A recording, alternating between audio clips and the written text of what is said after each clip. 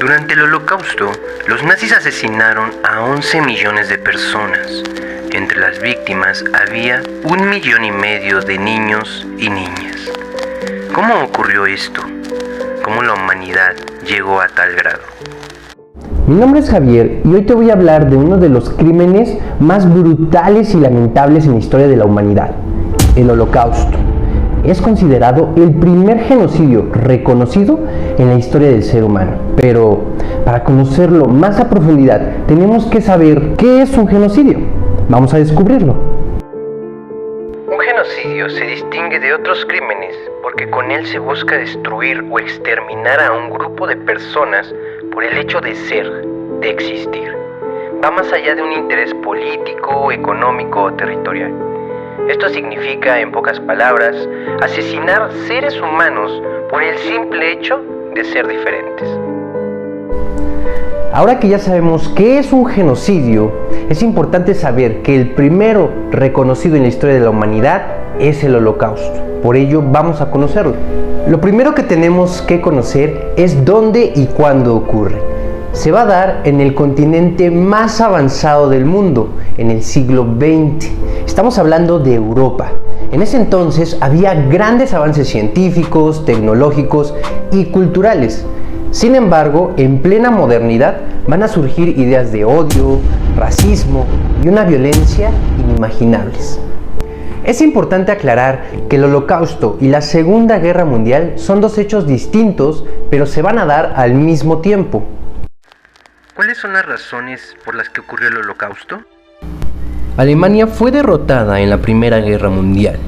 Le obligaron a firmar el Tratado de Versalles, donde le quitan territorio, disminuyen su ejército y le obligan a pagar grandes cantidades de dinero a los países vencedores. Todo esto sumergió a la sociedad alemana en una gran crisis económica que llevó a millones de personas al desempleo. Incluso para poder comprar una pieza de pan o un litro de leche, las personas llevaban carretillas llenas de dinero. Además, la población estaba desmoralizada por la pérdida de la guerra. Esto fue aprovechado por Hitler y el partido nazi para llegar al poder en 1933. 9 años antes de que Hitler llegara al poder, escribe este libro llamado Mi lucha. En él plasma su ideología racista y divide a la humanidad en dos supuestas razas: la superior, que debía dominar el mundo, y la inferior, que debía desaparecer. Esto jamás fue un secreto. Aún así, millones de alemanes deciden votar por el partido nazi. ¿Quiénes eran los grupos raciales considerados inferiores? ¿Y qué se debía hacer con ellos? Los nazis creían que los alemanes eran la raza superior y crearon una compleja clasificación de los seres humanos que consideraban inferiores. Los nazis consideraban que la sangre era la portadora de las cualidades raciales y por ello los alemanes no debían combinar su sangre con las razas inferiores. Estas razas debían de ser exterminadas. Entre los grupos raciales considerados inferiores por los nazis estaban los judíos, por ser considerados una raza infrahumana, las personas con alguna discapacidad por ser considerados una carga, gitanos por ser una raza inferior, homosexuales por ser corruptores de la sangre, testigos de Jehová por no subyugarse, e intelectuales que deformaban la mente. Los nazis determinan que deben exterminar a estos grupos indeseados, así que citaron a las 15 mentes más brillantes en Wannsee, Alemania, para planificar la forma del asesinato. Ellos acordaron el uso de trenes para llevar a las víctimas, la construcción de campos de exterminio y el uso de cámaras de gas para los asesinatos. ¿Cómo fue llevado a cabo el proceso de exterminio? Para llevar a cabo el exterminio de las supuestas razas inferiores, los nazis metían a las víctimas en vagones como estos para trasladarlos a los campos de exterminio. De entre 80 y 100 personas metían en estos vagones. No les daban agua ni comida, ni siquiera tenían un lugar para realizar sus necesidades fisiológicas. Millones de personas murieron en estos trayectos, que son muestra de la deshumanización a la que fueron sometidas las víctimas. Cuando las personas bajaban de los vagones, esto era lo primero que veían. Pensaban que estaban frente a una fábrica para trabajar. jamás imaginaron que estaban frente a la fábrica más grande de muerte construida por los nazis. Cuando las personas llegaban a los campos, era el último momento en que se veían con sus familias. Un nazi con una sola mirada decidía quién viviría o moriría. Determinaron que las mujeres embarazadas, los niños, adultos mayores, los enfermos, no sirven para trabajar. Ellos son los primeros en ser llevados a las cámaras de gas. Para evitar que las personas se rebelaran, les decían que pasarían a tomar un baño de desinfección en una regadera, que se desnudaran y dejaran ubicadas sus pertenencias, porque al término pasarían a recogerlas. Y luego, desnudos y totalmente vulnerables, los conducían a las regaderas, que en realidad eran cámaras de gas. Les cerraban la puerta. Por arriba, oficiales nazis vertían el gas conocido como Ciclón B. Al contacto con el oxígeno, asfixiaba a las personas en minutos. Después de ser asesinados, un grupo de prisioneros eran obligados a trasladar a los cadáveres hacia otro lugar, para verificar si tenían algún objeto de valor como dientes de oro. Luego, los metían a los hornos crematorios.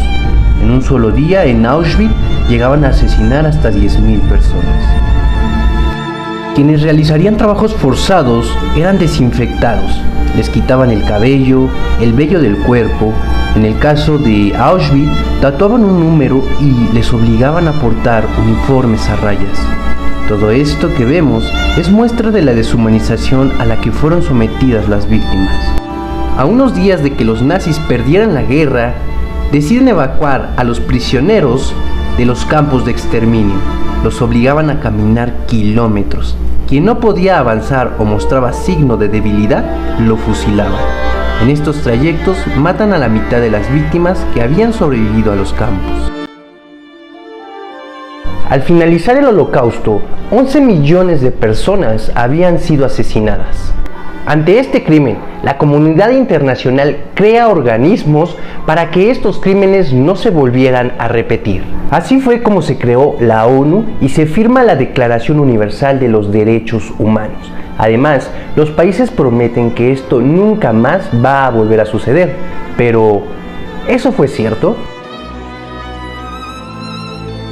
Lamentablemente, el Holocausto no es el único genocidio que ha ocurrido, y aunque me gustaría hablar de todos y cada uno de ellos, por el tiempo del video no podré hacerlo.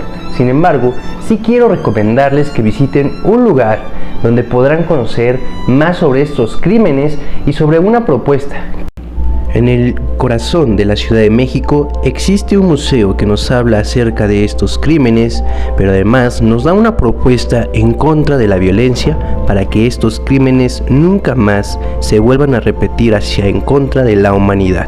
Este museo se llama el Museo de Memoria y Tolerancia. Me encuentro aquí afuera del Museo Memoria y Tolerancia y vamos a descubrir cuáles son sus precios y pues qué podemos encontrar de interesante adentro de él. Repito que este museo se encuentra aquí entre la estación Bellas Artes y el metro Hidalgo. Está frente al hemiciclo Juárez.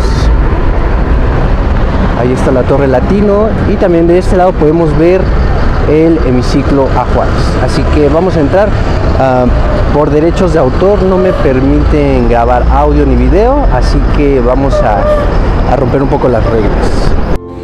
El costo del boleto es de 105 pesos, pero para los estudiantes es solo de 85. Además puedes encontrar un recorrido audio guiado o con un guía personalizado. Además existen varios lugares donde puedes tomar algunas fotos, como esta vista panorámica que me encontré hacia el Palacio de Bellas Artes. El recorrido dura 1 hora 30 minutos. Dentro del museo se habla acerca de temas como los genocidios, además de los derechos humanos y cómo evitar que estos crímenes vuelvan a suceder. Una de las piezas más interesantes que pude encontrar durante mi recorrido fue este vagón traído desde Polonia. También pude encontrar esta maqueta del campo de exterminio de Auschwitz, donde se observa el proceso al que eran sometidas las víctimas de exterminio. Esta pieza de arte se llama El Potencial Perdido y es en honor a los más de 1.5 millones de niños asesinados durante el Holocausto. también fue una de mis partes favoritas. La experiencia que se vive a través del recorrido del museo es irrepetible, única y que sin duda podrás disfrutar bastante. Nos ayuda a comprender la importancia de la tolerancia en nuestra sociedad, en una sociedad de violencia.